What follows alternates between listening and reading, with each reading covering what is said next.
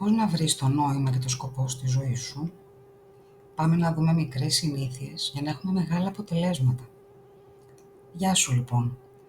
Αν βρίσκεσαι εδώ, ίσως μέσα σου υπάρχει μία ερώτηση που δεν έχει διατυπωθεί ακόμα με λέξεις.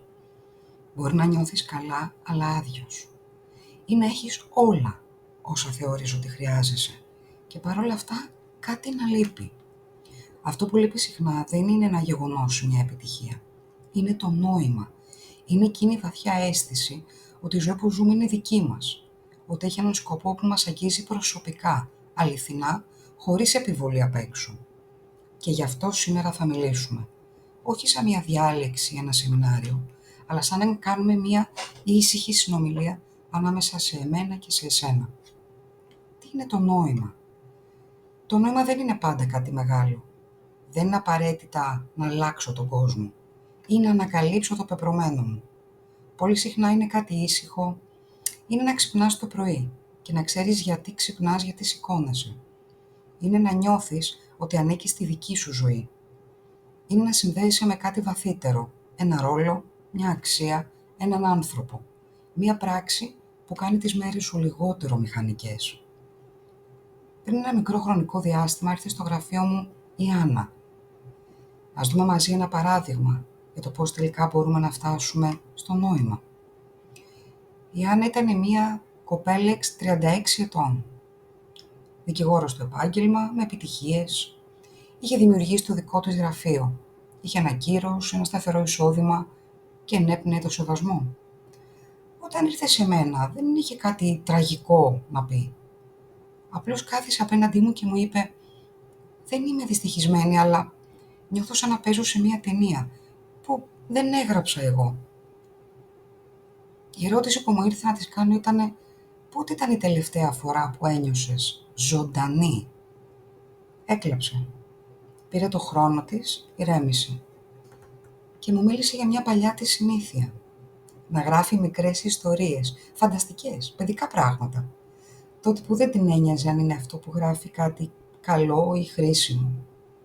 Ξεκινήσαμε όμως με κάτι πολύ απλό, για να μπούμε πάλι σε αυτή την παλιά μοναδική της συνήθεια. Να γράφει 15 λεπτά την εβδομάδα, μόνο για τον εαυτό της. Σε ένα μήνα άρχισε να περιμένει εκείνα τα 15 λεπτά σαν ένα προσωπικό καταφύγιο. Σε λίγους μήνες δημοσίευσε ένα μικρό άρθρο, όχι για να επιβεβαιώσει αυτό που κάνει ή να επιβεβαιώσει τον εαυτό της, αλλά για να νιώσει ξανά παρούσα. Δεν άλλαξε καριέρα, ούτε παράτησε τη ζωή της. Απλώς επέστρεψε λίγο-λίγο, βήμα-βήμα, χρόνο το χρόνο, σε κάτι δικό της. Και κάπου εκεί ξαναβρήκε το νόημά της. Πώς το βρίσκεις όμως αυτό το νόημα? Ο σκοπός σου δεν είναι κάτι που πρέπει να ανακαλύψεις, όπως για παράδειγμα θα πάμε σε ένα ταξίδι μακρινό. Δεν είναι κάτι που πέφτει από τον ουρανό. Δεν έρχεται επειδή διάβασες ένα σοφό απόφθεγμα. Στην πραγματικότητα ο σκοπός σου χτίζεται, λίγο-λίγο, με κάθε μικρή αυθεντική πράξη. Και για να τον χτίσεις, χρειάζεται πρώτα να στραφείς μέσα σου. Να δεις, να ακούσεις, να αφουγκραστείς εσένα. Τι σου δίνει ενέργεια και όχι απλώς υποχρέωση? Ποια πράξη κάνεις και ξεχνάς το χρόνο πως περνάει? Ποιο ρόλο παίζεις στη ζωή σου? Όχι επειδή τον διάλεξες, επειδή σου τον έδωσαν. Το νόημα γεννιέται εκεί που υπάρχει αυθεντικότητα, παρουσία και προσφορά. Ας μιλήσουμε τώρα ακόμα πιο απλά. Αν θέλουμε να ξεκινήσουμε το χτίσιμο αυτού του νοήματος, μπορούμε να ξεκινήσουμε από πολύ απλά καθημερινά πράγματα.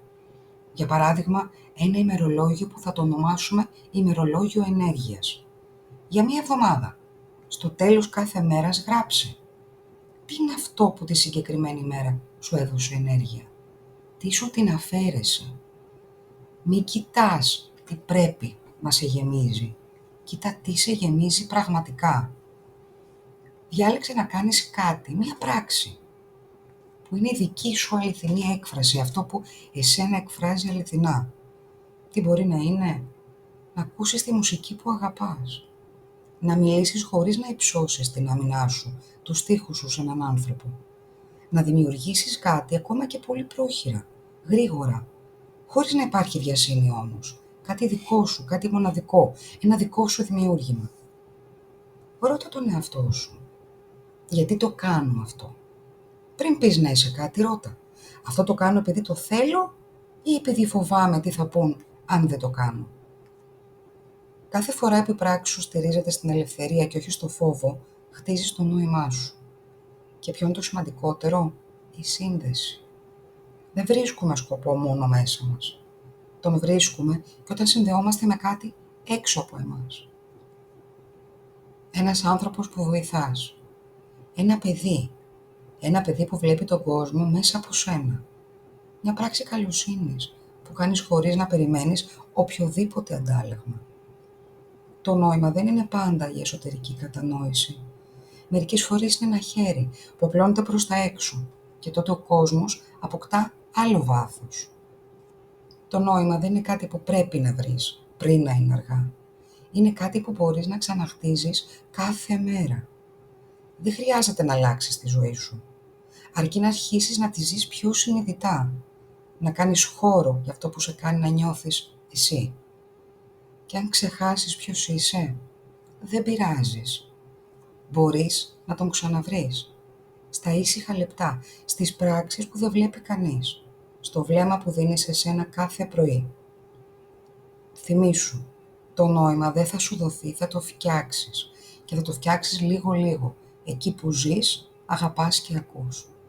Αν αυτό το κομμάτι σου σε άγγιξε, κράτησέ το σαν σπόρο και φρόντισέ τον με μικρές συνήθειες και αληθινές στιγμές. Η ζωή δεν χρειάζεται να είναι μεγάλη, χρειάζεται να είναι δική σου. Με πολύ αγάπη, από μένα για σένα.